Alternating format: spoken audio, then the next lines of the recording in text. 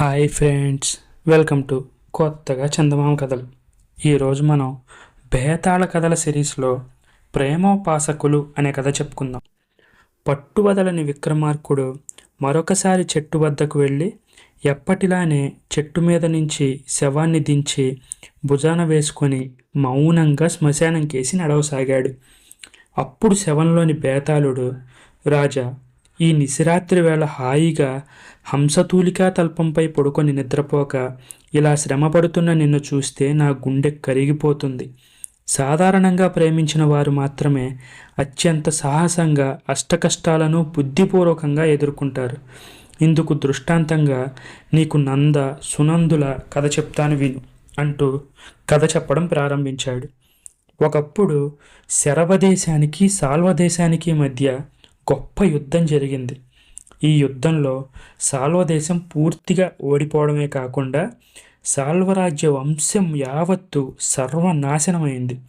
శరభదేశపు రాజు సునత్సేనుడు యుద్ధం పూర్తి కాగానే సాల్వరాజధానిని తన సైనికుల చేత కొల్లగొట్టించాడు.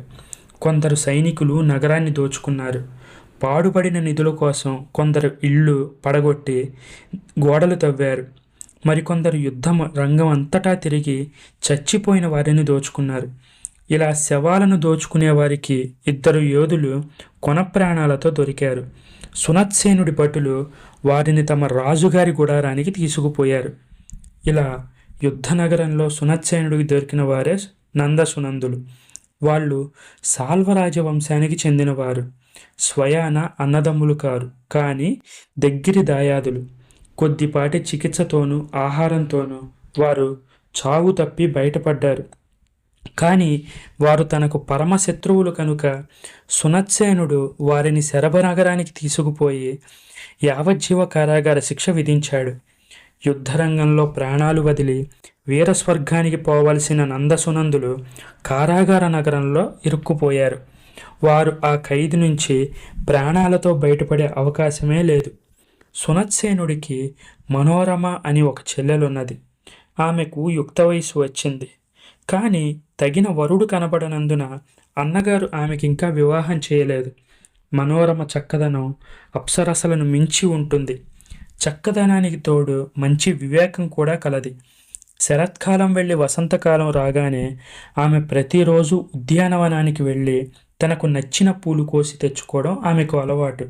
ఆ విధంగా ఆమె ఒకనాడు ఉద్యానవనానికి వచ్చింది.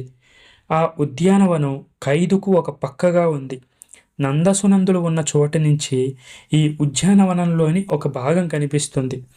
గవాక్షం వద్ద నిలబడి ఉద్యానవనంలోకి పరధ్యానంగా చూస్తున్న నందుడికి మనోరమ అకస్మాత్తుగా కనిపించింది. తమ్ముడు, ఆమె వనదేవత లేక మనిష.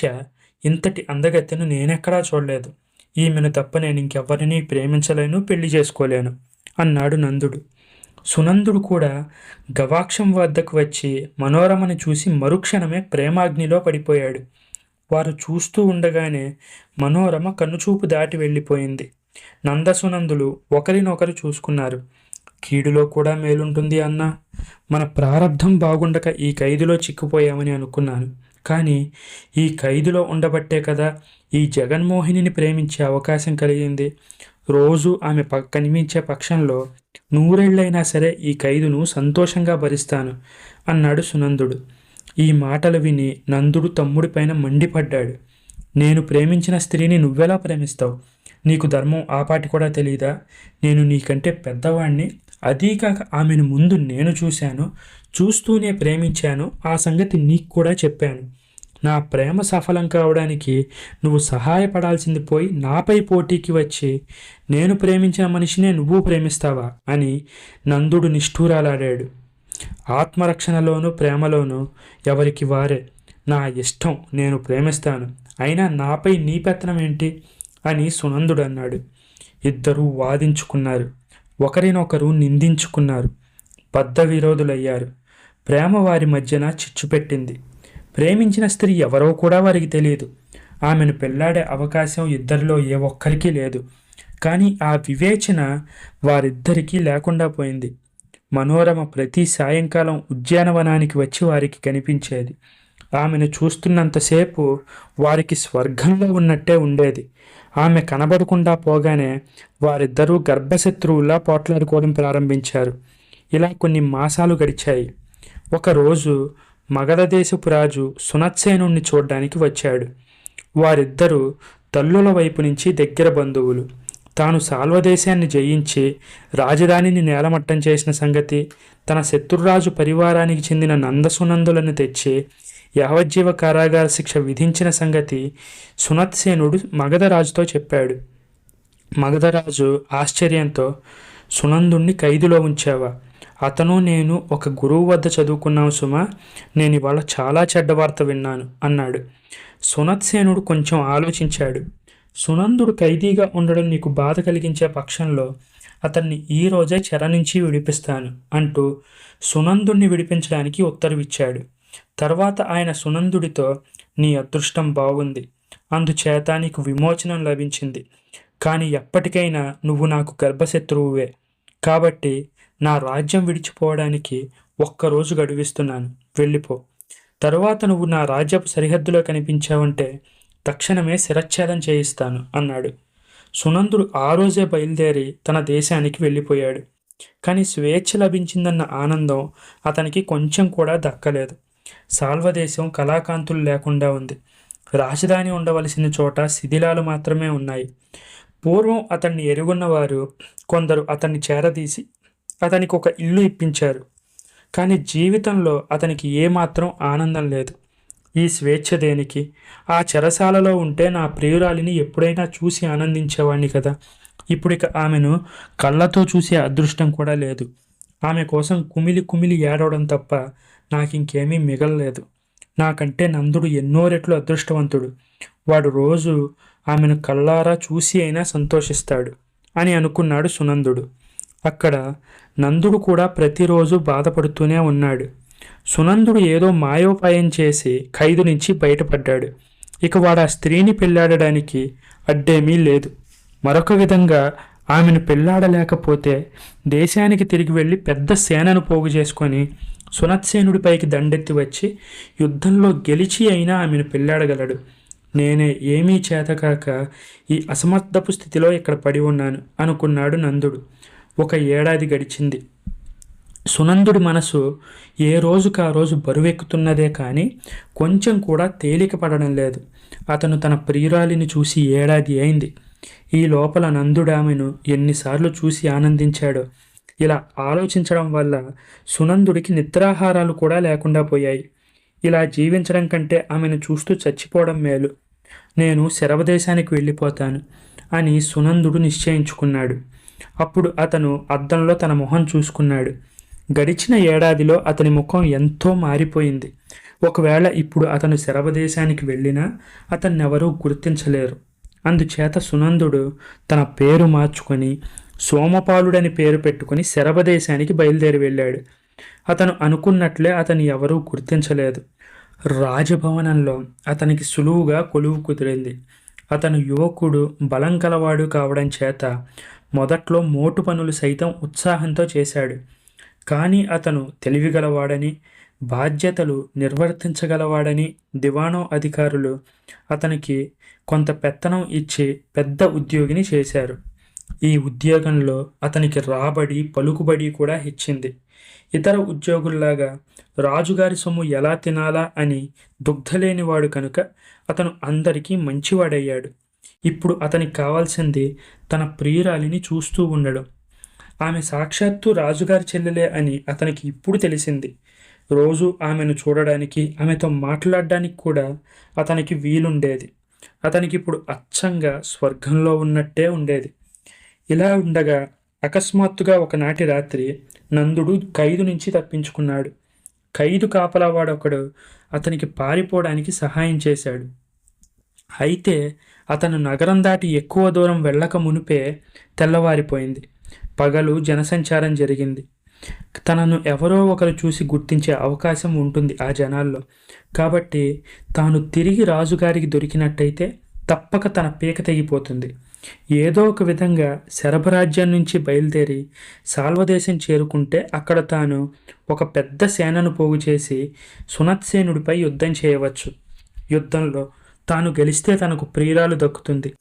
చచ్చిపోవడమే జరిగితే తన కష్టాలన్నీ తీరిపోతాయి. తనకన్నా ముందే విడుదల పొందిన సునందుడు ఈ పని చేసి ఉండవలసింది. ఈ పని ఇప్పుడు తాను చేస్తాడు. ఈ విధంగా ఆలోచించిన వాడే నందుడు పగలంతా ఏ పొదలోనో దాక్కొని చీకటి పడగానే తిరిగి ప్రయాణం సాగించాలని నిశ్చయించాడు. శరభనగరం వెలుపల ఉన్న అడవిలో ఒక పొదలో దారి దూక్కున్నాడు. ఒక జాము పొద్దెక్కేసరికి విధవశాత్తు సునందుడు హాయిగా ఆ అడవిలోకి షికారికి వచ్చాడు. మనిషి అలికిడి విన నందుడు పొదలో నుంచి వచ్చి సునందుణ్ణి గుర్తించాడు.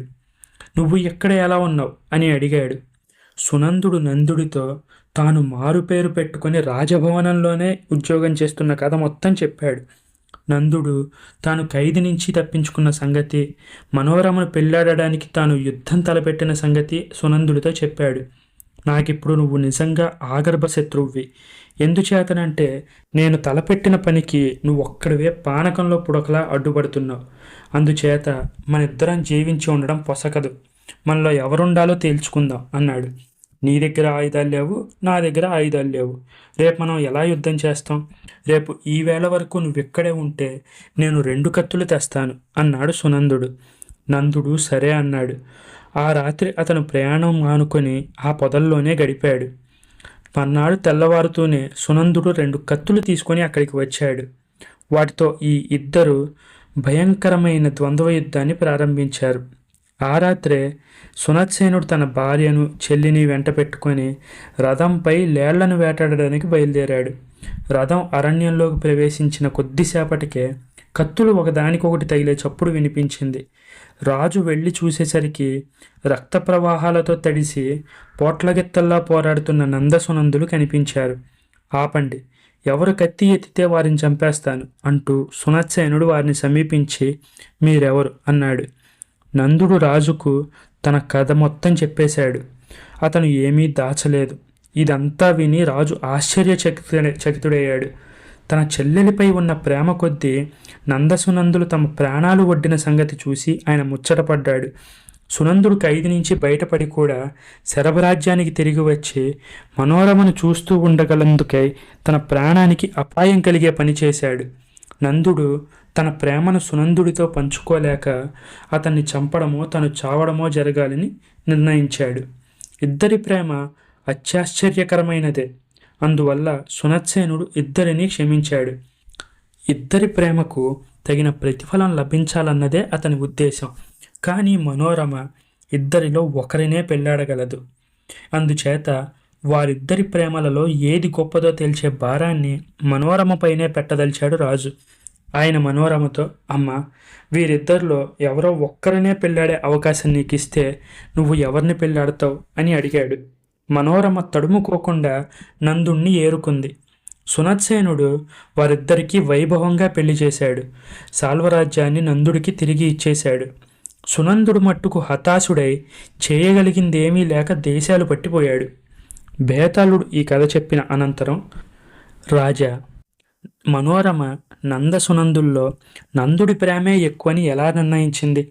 తన కింద సేవకుడిగా అణిగిమణిగి ఉంటున్న సునందుణ్ణి వదిలేసి తనపై యుద్ధం తలపెట్టిన నందుణ్ణి తన చెల్లెలు వరిస్తే సునత్సేనుడు ఎందుకు అభ్యంతరం చెప్పలేదు? ఈ ప్రశ్నలకు సమాధానం తెలిసి కూడా చెప్పలేకపోయావంటే నీ తల పగిలిపోతుంది అన్నాడు. నందుడి ప్రేమ సునందుడి ప్రేమ కంటే ఎక్కువైనదనడానికి ఎటువంటి సందేహం లేదు. సునందుడు కూడా మనోరమను ప్రేమించినప్పటికీ ఆ ప్రేమ కోసం అతను అపాయకరమైన పనులకు పూనుకోలేదు. ఆమెను తన భార్యగా చేసుకునేందుకు అతను ఎలాంటి ప్రయత్నమూ చేయనే లేదు. అతను శరభదేశానికి తిరిగి రావడం సాహసమైన పనే. కానీ తనను ఎవరూ గుర్తించరని రూఢి చేసుకున్న మీదటనే అతను ఈ సాహసానికి ఒడిగట్టాడు. కానీ నందుడు అలా కాదు. అతని లక్ష్యం మనోరమను పెళ్లాడడం మాత్రమే. అందుచేత అతను సునందుడి పోటీని ఏమాత్రం సహించలేకపోయాడు.